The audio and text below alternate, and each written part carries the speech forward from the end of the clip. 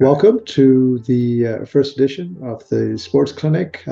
With me today is Manny Navarro, who's a beat writer for the Miami Hurricanes from The Athletic. As a South Florida native, I couldn't do the first episode without hitting my hometown teams.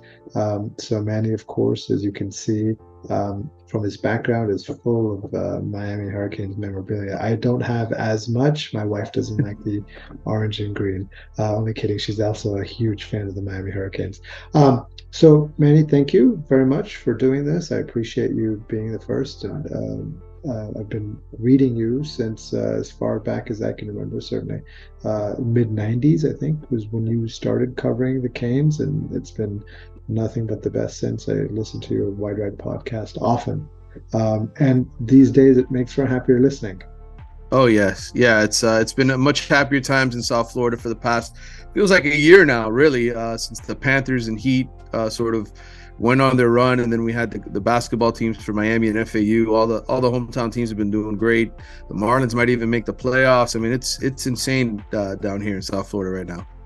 It has, and it was growing up. Of course, we didn't see too many. I mean, I've never seen the Dolphins win the Super Bowl. I was too young to remember Me too. when Marino lost against the 49ers. Of course, I was a senior and when we last won the national championship, so I remember that vividly, of course. And then the years that followed, it's been a heartbreak since. But 4-0, four Yeah. very good wins. Where do you think the floor and the ceiling should be now? We're a third of the way into the season for this team coming in. Yeah.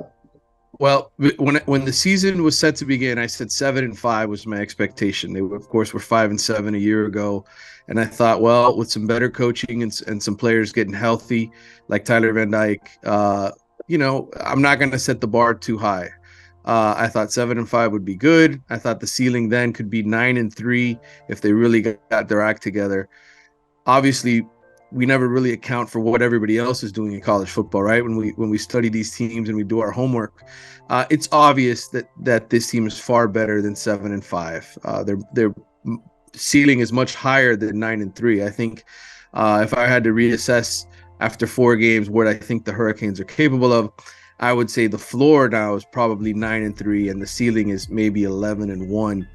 And look, I wouldn't rule them out finishing unbeaten. I think they're capable of beating Florida State and Clemson, who I think are the two most talented teams in their conference on paper when you look at the recruiting and what those teams have. North Carolina is certainly a formidable opponent.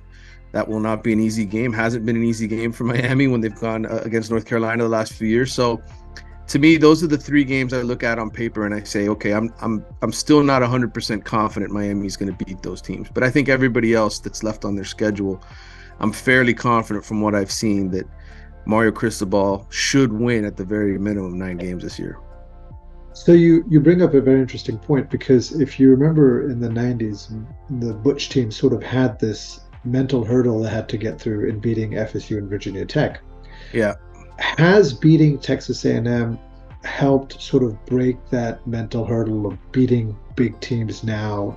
Will it help them go in and beat FSU, beat Clemson, beat North Carolina, beat NC State?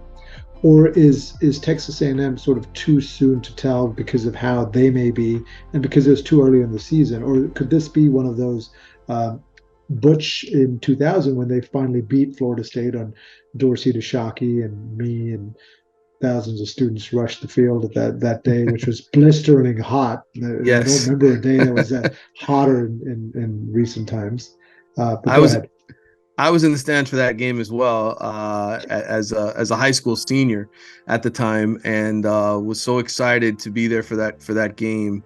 But are they capable? Yes, I think they're capable. I think what they learned in Texas A&M is they have sufficient talent to line up against some of the best teams in football, and if they play their best, and as they did on that day, I thought they, outside of a couple special team snafus early on. They played very, very well. That they're capable of beating anybody on their schedule. I think that's what they learned against Texas A&M. The question now is, will they maintain the focus, right? And I think that's something we've learned over the years with this Miami team and others in college football, is that sometimes they take it for granted, right? Well, we won 41-7 against Temple. We're in a bye week. Everybody's talking great about us. Well, what's going to happen when Georgia Tech, who's very hungry, by the way, they're Right. 2-2. They have a chance to improve. They probably will improve to 3-2 after this week. What's going to happen when you have that week off and everybody's patting you on the back? Are you going to still have the same focus? So, and that's one thing that I haven't seen from too many Miami teams over the last 20 years, is they don't stay focused very long, right? They could zero in and get on a run like they did in 2017, like they did at the end of the 2016 season when they, after that Notre Dame loss, they just, all of a sudden they got on a run. But that doesn't mean that these kids aren't capable of losing focus. And so in the back of my mind, that's why I say 9-3 now, right? Because they could very well, and maybe they beat a North Carolina and lose Georgia Tech or to a Louisville at home, So that's why I'm not totally convinced that that's completely out of their system. What I am convinced of is that they've got the right coaches now. They've got the right systems that they're playing in for the talent that they have. And if they show up focused, I wouldn't bet against them.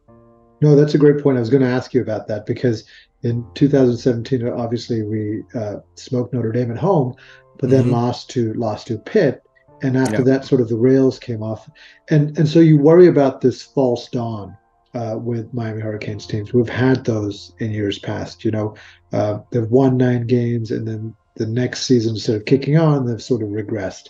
Um, Mm-hmm. I think coaching has a big deal to do with, but so has roster turnover. Speak to replacing 40 players basically in your program. And is this sort of the new norm now in college football? Is this the way for pro coaches to turn around programs? And then how do you build from year to year? So say they go 10-2 this year. How do you keep that momentum without the roster churn that'll happen? Yeah, it's very hard to, because there's so much turnover in the coaching ranks, and I think that plays such a big factor. I remember in the preseason in the summertime, I was sitting there researching all of the teams in the Atlantic Coast Conference, and just looking at the number of assistant coaches that have been with a head coach for more than 2 years. It's very hard to find those guys, right? Everybody's just moving on after year two. They're trying to move up the ladder, get their own. If they're an assistant coach, they're trying to become a coordinator. If they're a coordinator, they're trying to become a head coach. So it's very hard to maintain staff momentum. Florida State is one of those rare teams that now in year 4 of the Mike Norvell era, they've actually got the core. I think 9 out of the 10 coaches have been with him at Florida State since day one. And that gives them such a huge advantage, I think, when you work the transfer portal the way Mike Norvell does. He hasn't necessarily recruited at an elite level from the high school ranks. Some of those kids have left already. But I think from a transfer portal perspective, he's done a phenomenal job. And I think Mario, going from year 1 to year 2, he recognized, okay, these are the kids that we can count on. These are the guys that are going to really be a part of this program and give 110% effort no matter what. You had to weed out the ones that weren't any good for you. I think this is going to be a process that plays out every offseason. I think it's just the way college football is now. Everybody who isn't playing and isn't happy in that particular role, they're going to look for greener pastures. And so the recruiting process, I remember, when I first started in this business, right, National Signing Day was such a huge deal, and everybody would announce then. Well, now everybody commits throughout the whole year, right? I mean, we're having commitments in March and April and June, and it's a year-long process. And then you get to December when they've got to sign on the dotted line, and who knows if the kids are going to flip at the last moment and go somewhere else. So it's the way the game has evolved. It's the way you have to do it now. It's 24/7, 12 months a year. Roster management is a very difficult task, and I think fans have to realize that the job is a lot harder than it used to be. And when you are the Ohio States of the world, or you are the Alabamas and the Georgias, you've kind of got a built-in advantage because you've got momentum, and that momentum never really slows, right? For Miami, it feels like Mario, when he got here, he had to start the momentum again, right? And start from ground zero. And so hopefully in the year to come, Miami fans get to see a program that has momentum behind itself and no longer has to worry about, man, we got to weed out 41 players from this roster and replace them. Hopefully that number is down to maybe 10 or 15 every single year. Do you think Mario has adjusted? You've covered him for many years, his approach to sort of taking the handbrakes off? You're seeing that this year, or is that just because he recognizes that Miami football and South Florida kids, that's how you have to play to keep recruiting them. You can't play the SEC Alabama way, which is maybe what he was thinking when he hired Josh Gaddis last year. Yeah, I think, we had a very honest conversation the day of his introduction. We kind of walked out of the football indoor practice facility together, talking a little bit about his expectation. He was about to go on the road and start recruiting. And the one thing he said to me that stuck with me was, I've been out on the West Coast for the last 5 years. And I got the sense that as much as he is the hero coming home to save the program, he really needed to get a grasp of what had changed. And I don't think he really knew when he first got this job what he was inheriting. He had an idea. He thought, well, if I bring in my system, I hire my kind of coordinators and assistant coaches, they're just going to come in and make a filet mignon out of some raw ground beef. And he didn't realize that that's really what he was working with was some bad meat that needed to get tossed. And I think it was a learning season for him. I think he realized it as the season went on. These kids are not reacting the way I thought Miami Hurricanes would, and so he just had to go through those growing pains.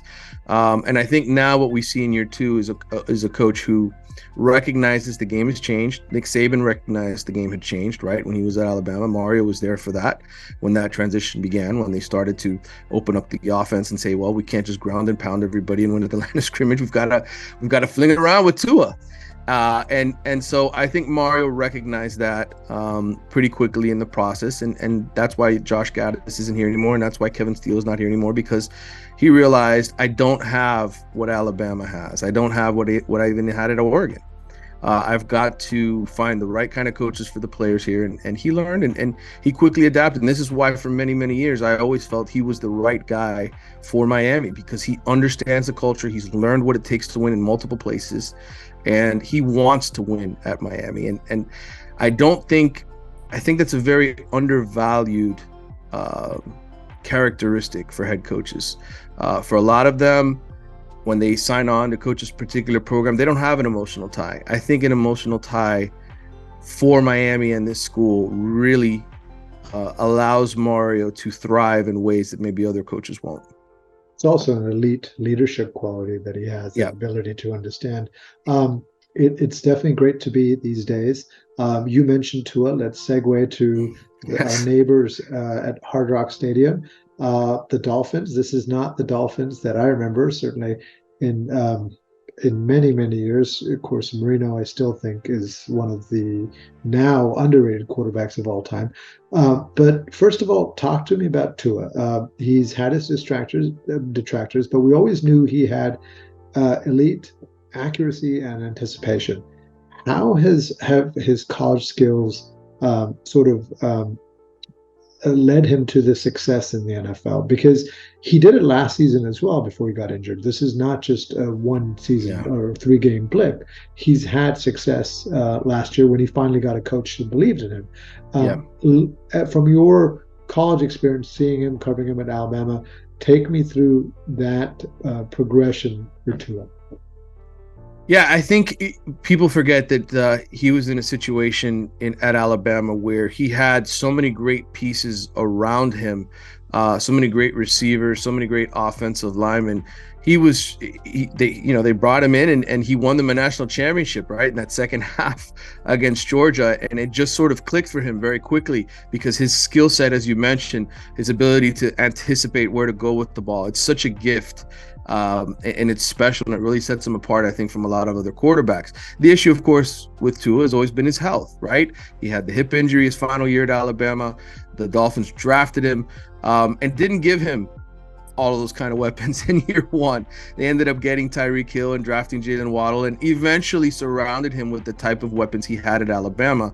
And now what I think Mike McDaniel has done, if you look at, and as you mentioned, he had success last year, but what he's done with the offense in running the amount of motion that Miami runs pre-snap, it allows those fast receivers to really just take off like they're being shut out of a cannon, and it's opened up the offense even more to make it even easier for him and the running game. And between those two additions to this offense, that's why we're really seeing him take off. Last year, there were many moments where he would stand in the pocket, and because those receivers didn't have a head start, because he didn't have a dominant running game, teams would just tee off on him and really lay into him physically, and knew, hey, we just got to hit this guy hard a few times, and we're going to knock him out of the game. And I think right now what we're seeing is the perfect offense for Tua Tagovailoa, that was designed by Mike McDaniel. And that's why the Dolphins scored 70 against the Broncos, and why they're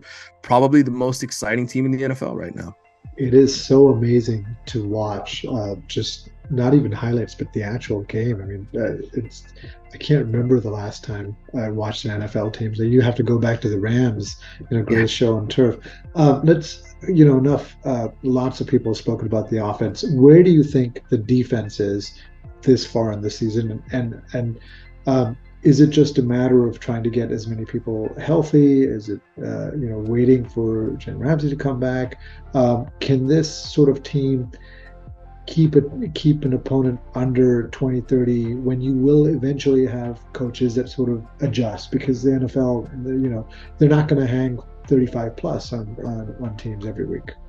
Yeah, I know the New England Patriots went undefeated in the regular season not too long ago. I think the days of that happening in the NFL are probably over. Just alone for the fact now that it's a 17-game schedule versus a 16-game schedule. And coaches are going to be smart to keep players out in games so that they have them for the postseason. So Miami is not going to go undefeated. They defensively, they are not at full strength right now. That's obvious. They just got Jalen Phillips back recently, and he's a very big part of this all for them. You mentioned Jalen Ramsey. He is going to be a big part of this for them come the postseason, come the second half of the season, when you're fighting for a home field advantage and things of that nature. Vic Fangio is a very, very good defensive coordinator. He's one of the brightest minds on that side of the football. But I saw some interesting stats today of his success, particularly, or lack of success rather, against the Buffalo Bills. And this Sunday, of course, that's the game, right? Miami and Buffalo. The Dolphins are 2-8 against the Bills, I think, in their last 10 meetings. This is the kind of game where you could see Miami get exposed a little bit on the defensive end. And if the offense isn't humming the way that they have been all season long, this is the kind of game where Miami could lose. And so I would say this to you to answer your question fully. I think Miami will improve defensively as they get some pieces back, but I also think they've improved a lot already just over last year, based on Fangio's play calling, based on some of the tactics that he uses. They gave up 34 points to the Los Angeles Chargers in the opener, and it was a ball game late against the Patriots, but this is a team I think that gives up anywhere from 20 to 25 points a game, probably on most days. And if you're scoring 35 or 38 or 34, you're going to win a lot of games. And so the Dolphins are built to win a lot of games right now. Do you expect a shootout this Sunday, or do you think I do? Go ahead. No, I didn't mean to cut you off. Go ahead. No. My question was, or do you think Miami will try and do a little bit more running, less quick strikes, try and keep the Bills' offense sort of off the field as well, longer drives? Or do you think that's risky because you take the points any way you get them, and their success obviously is the way the offense has been the first three games? Absolutely. I don't think you ever take your foot off the gas pedal. If that's what makes you successful, if Tua's having success running a fast-paced offense and taking shots down the field, then he shouldn't change that. Miami shouldn't change who they are in terms of personality. That said, I do think the running game is going to be the key to this game, because Miami's offense has hit an entirely different level with the way that they're running the football. Last year, at times, they couldn't run the football. And Buffalo, that's why this is such a fascinating game on Sunday, because Buffalo's obviously one of the better teams in the NFL. They have been for several years, but now they've kind of got to readjust themselves to Miami, right? Whereas Miami was always sort of the underdog coming in. Will they score enough to hang with the Bills? So I'm interested to see what our former Hurricane Ken Dorsey does with this offense. I know they scored 37 points against the the Commanders last weekend and cashed in off of 4 turnovers. But I'm interested to see what Buffalo's game plan is for Miami, because when you face a team that just scored 70 points and your head coach is saying that they're revolutionizing the game, it gets me a little worried for Buffalo. What is it that they see that maybe we don't even see, that they're kind of nervous or worried about, and how are they going to come up with the game plan? Maybe they don't have it in them to score enough with Miami. But it's going to be a fascinating matchup, because the one thing you have to remember here, this is the first time they're meeting. I'm sure their coaches believe they're going to see Miami at least one more, if not 2 more times, including the playoffs. So we'll see what kind of cat and mouse game goes on from a strategy standpoint. Mike McDaniel's probably going to save a few plays. He's not going to, he's going to wait for the second matchup or that third matchup to unveil. So I think the chess match on Sunday is going to be fascinating. I do think, though, for Miami, if they win, they'll be up 2 games in the division, having played 3 away games. And so I think you don't want to look too far ahead, but that second game, hopefully, if things go well, a 2-game lead is this early on, having played 3 away games. That's a big mountain to climb, and that could be one of those that later on in the season maybe you do rotate people on. Thank you very much, Manny. I appreciate the time. This has been wonderful. Thank you so much for doing this. I can't thank you enough. You were the perfect guest to touch on my 2 favorite teams as I start this sort of this project. So I definitely appreciate it. Well, I you have to send me a link once you post this, because I want to come back and watch the rest of the show. I'm sure it's going to be fascinating. Well, I'll definitely do that. I appreciate it again. Thank you very much.